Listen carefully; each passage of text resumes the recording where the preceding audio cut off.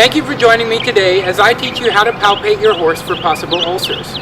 Gastrointestinal erosions are the single most preventable syndrome that I treat in my practice today. Ulcers are the most common cause of intermittent colic, gas, and diarrhea. Studies have shown that a horse can progress from having no gastric irritation to having a perforated ulcer in as little as 5 days. This progression will occur even faster when a horse is being treated with non-steroidal anti-inflammatory drugs such as bute or Banamine. By learning to find and palpate certain acupuncture points that are closely associated with digestion, you will be able to discover when your horse is suffering from performance and health-robbing ulcers. On this horse cluny, I will demonstrate where the acupuncture meridian runs around the horse's barrel. It's especially important to note is that it lies directly where the girth or cinch would go. The first point that I palpate is a point called pericardium 1.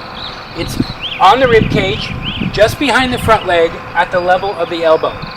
The second point to palpate is CV17. It's in the middle of the sternum, just behind the front leg by about a hand width. The third point is bladder 42. It is right here where the scapula makes contact with the rib cage.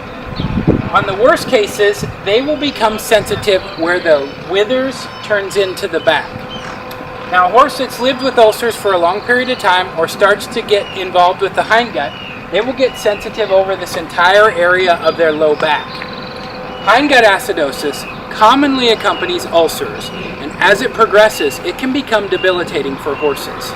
Many of these horses will stop going forward, they'll buck, they'll rear, or they'll even bite at the rider's feet.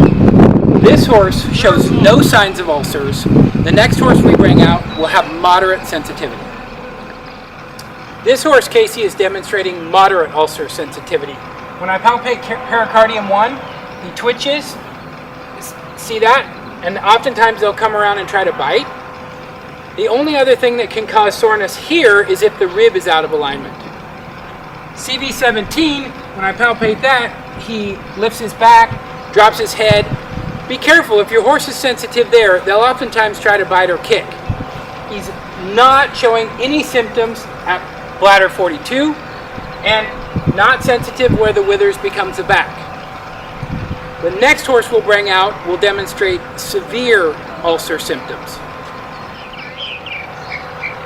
This horse, Bucky, is demonstrating severe sensitivity on his ulcer points. When I palpate pericardium 1, he kicks at me.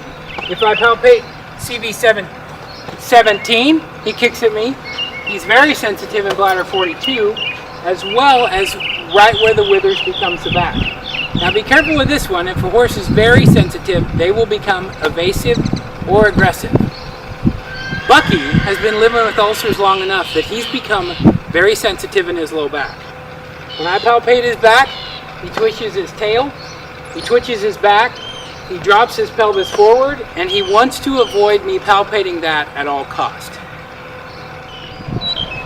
If you find that your horse is sensitive in any of these ulcer points, and you are certain that it isn't being caused by a chiropractic issue, it is very likely due to a gastric or digestive tract ulcer.